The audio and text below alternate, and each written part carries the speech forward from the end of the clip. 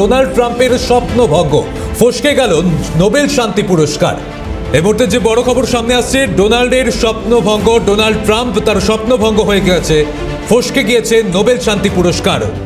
Nobel শান্তি পুরস্কার পেলেন না ডোনাল্ড ট্রাম্প। ইন্দ্রাণী দাশগুপ্ত প্রতিনিধি আমাদের সঙ্গে রয়েছেন। ইন্দ্রাণী, আর কি খবর পাচ্ছ? দেখো, বারে বারে নোবেল শান্তি পুরস্কার যাতে তাকে দেওয়া হয় এর জন্য দরবার করেছেন ডোনাল্ড ট্রাম্প। বিভিন্ন জায়গায় একাধিকবার তার বক্তব্যে উঠে এসেছে যে নোবেল শান্তি পুরস্কার ডিজার্ভ করেন একমাত্র তিনি, কিন্তু এবারও নোবেল শান্তি পুরস্কার পেলেন না ট্রাম্প। ট্রাম্পের কাছে নোবেল শান্তি পুরস্কার অধরাই রয়ে গেল, যেটা নোবেল শান্তি কমিটির পক্ষ থেকে ঘোষণা করা হয়েছে। এবার শান্তিতে নোবেল পাচ্ছেন মারিয়া করিনা মাচাদো, এবং তিনি ভেনেজুয়েলার একজন রাজনৈতিক কর্মী। একটি বছর তিনি লুকিয়েছিলেন ভেনেজুয়েলাতে, এবং সেখানে যে বিভিন্ন সামরিক কাজকর্ম হচ্ছিল তার বিরুদ্ধে লাগাতার প্রতিবাদ করে গেছেন এবং বিরোধীদের একত্রিত করেছেন। এই কারণে এবারের জন্য নোবেল শান্তি পুরস্কার দেওয়া হচ্ছে মারিয়া করিনা মাচাদোকে। কিন্তু যেটা সব থেকে বড় খবর, যে আমেরিকার প্রেসিডেন্ট ডোনাল্ড ট্রাম্প তিনি বারে বারে বলেছেন নোবেল শান্তি পুরস্কার তিনি পাবেন। একাধিক যুদ্ধ থামিয়ে দিয়েছেন তিনি, এমনকি ভারত পাকিস্তানের যুদ্ধ থামিয়ে দিয়েছেন তিনি, এই দাবিও তিনি করেছেন, যদিও ভারত তাকে কোনোভাবেই স্বীকৃতি দেয়নি। এই যুদ্ধ থামিয়ে দেওয়ার কারণে তিনি নোবেল শান্তি পুরস্কার চেয়েছিলেন। প্রকাশ্যে বারে বারে তিনি এই কথা বলেছেন, কিন্তু অবশেষে দেখা গেল নোবেল কমিটি ট্রাম্পের এই দাবিকে কোনো মান্যতা দিল না, ডোনাল্ড ট্রাম্পকে দেওয়া হলো না নোবেল শান্তি পুরস্কার। সঙ্গে থাকো ইন্দ্রাণী। এই মুহূর্তে ইন্দ্রাণী আরো যে বিস্তারিত আপডেট দিল যে ডোনাল্ড ট্রাম্পের স্বপ্ন ভঙ্গ হয়েছে, ফসকে গিয়েছে নোবেল শান্তি পুরস্কার।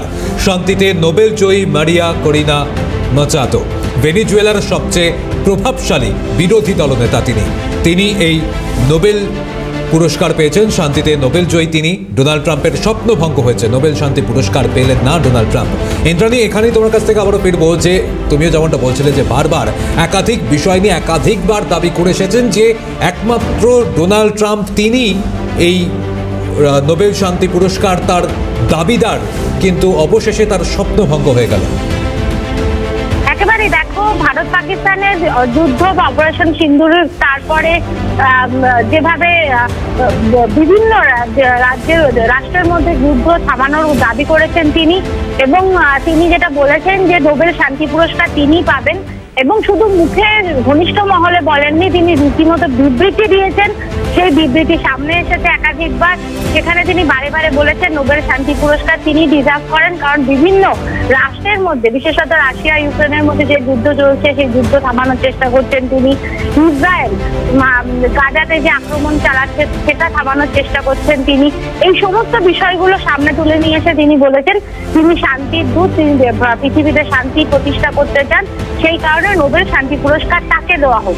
কিন্তু নোবেল কমিটি আজ যখন গতকাল গভীর রাতে যখন এই পুরস্কারের কথা ঘোষণা করে এবং আজ যখন সেই সংবাদ সামনে আসে, তখন আমরা দেখলাম ডোনাল্ড ট্রাম্পের সম্পূর্ণভাবেই স্বপ্নভঙ্গ হলো।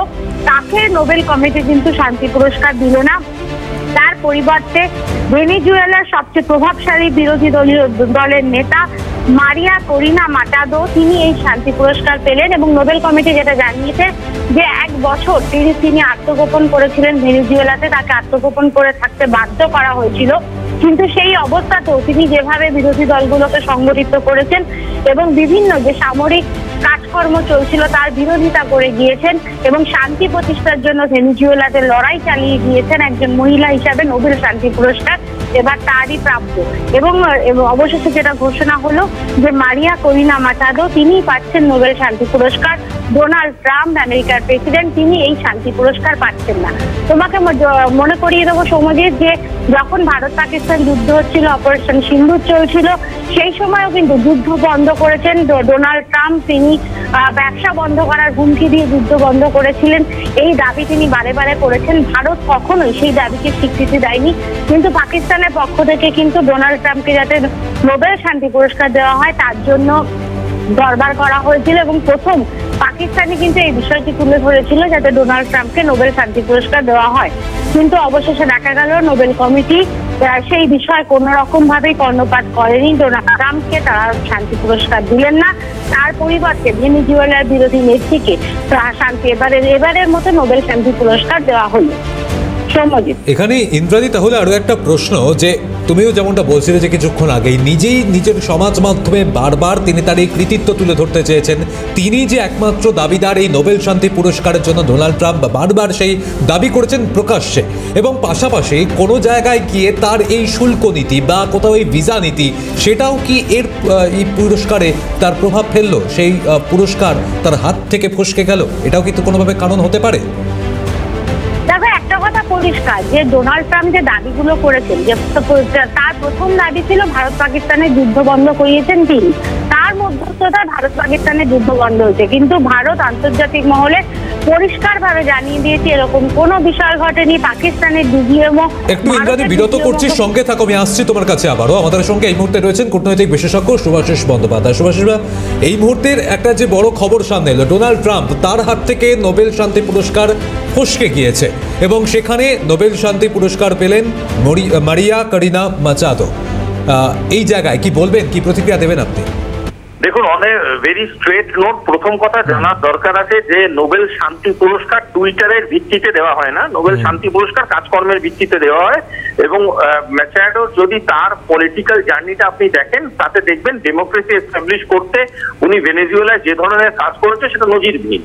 দ্বিতীয় মানুষটার কথা যার কথা বলছেন, যিনি টুইটারের মাধ্যমে নোবেল পুরস্কার পাওয়ার জন্য আদেকলাপনার শেষ প্রান্তে চলে গেছিলেন, তার থেকে একটা প্রেস স্টেটমেন্ট আমি এক্সপেক্ট করছি, যেখানে উনি গিয়ে বলবেন ভেনেজুয়েলা এবং নরওয়ের মধ্যে অ্যাটমিক রিসার্চ হয় এবং তারা অ্যাটম বোম তৈরি করে এবং একে ওকে মেরে বেড়াবার প্ল্যান করে।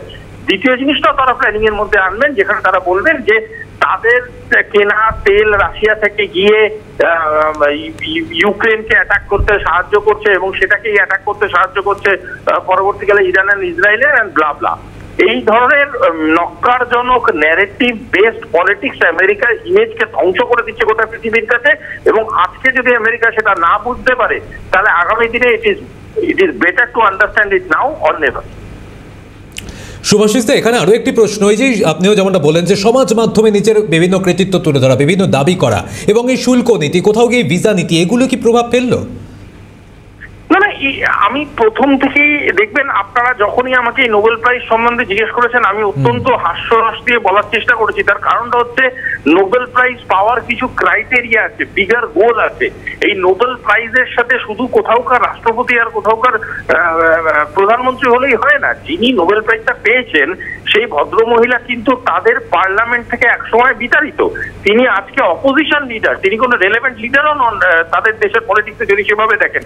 বাট ওনার যদি পলিটিক্যাল জার্নিটা দেখেন, তখন বুঝতে পারবেন যে উনি কিভাবে তাদের দেশের মানুষকে শুধু নয়, ডেমোক্রেসিকে গ্লোবালাইজ করার জন্য উনি কিভাবে ইলেকশন প্রসিডিওরের এগেনস্টে লড়েছেন, উনি কিভাবে বলেছেন বারংবার করাপশনের এগেনস্টে লড়েছেন। এই রিলেভেন্স অফ ফাইটটা ইজ ইম্পর্টেন্ট। যে মানুষটা ভাবছে যে নোবেল প্রাইজ পাওয়াটা এতটাই ইজি, আমি কিছু লোককে ব্রাইব করে দিলাম, কিছু স্টেটমেন্ট করে দিলাম, কিছু পাওয়ার পলিটিক্স খেললাম, তাতেই নোবেল প্রাইজ পেয়ে যাবো, this is not that easy a task. Nobel prize একটা অত্যন্ত বৃহত্তর আন্ডারস্ট্যান্ডিং এর মধ্যে, এবং সব থেকে ভালো লাগার জায়গাটা হচ্ছে এটাই যে আজকের ডেটে দাঁড়িয়ে আমাদের ভালো লাগছে এটা ভেবে যে নোবেল প্রাইজ অথরিটি বিকিয়ে যায়নি। আমার কোথাও গিয়ে এটা ভয় লেগেছিল যে নোবেল প্রাইজ অথরিটিও হয়তো কোথাও গিয়ে বিকিয়ে গেল এবং প্রাইজটা গিয়ে ডোনাল্ড ট্রাম্পের হাতে তুলে দিল। যখন প্রাইজটা একটা যোগ্য মানুষের হাতে গেছে, তখন এই শান্তিটুকু আমাদের কাছে সাধারণ মানুষ হিসাবে আছে যে এখনো দেশে এবং পৃথিবীতে এমন কিছু সংস্থা আছে যারা আমেরিকানাইজেশন থেকে অনেক দূরে, যারা নিজেদের মতো স্বতন্ত্রভাবে ভাবতে পারে এবং কাজ করতে পারে। ঠিক, ধন্যবাদ শুভাশিস। আমরা কথা বলছিলাম কূটনৈতিক বিশেষজ্ঞ শুভাশিস বন্দ্যোপাধ্যায়ের সঙ্গে। পাশাপাশি আমাদের সঙ্গে ছিলেন প্রতিনিধি ইন্দ্রাণী দাশগুপ্ত। ইন্দ্রাণী, তোমাকেও আপাতত ধন্যবাদ।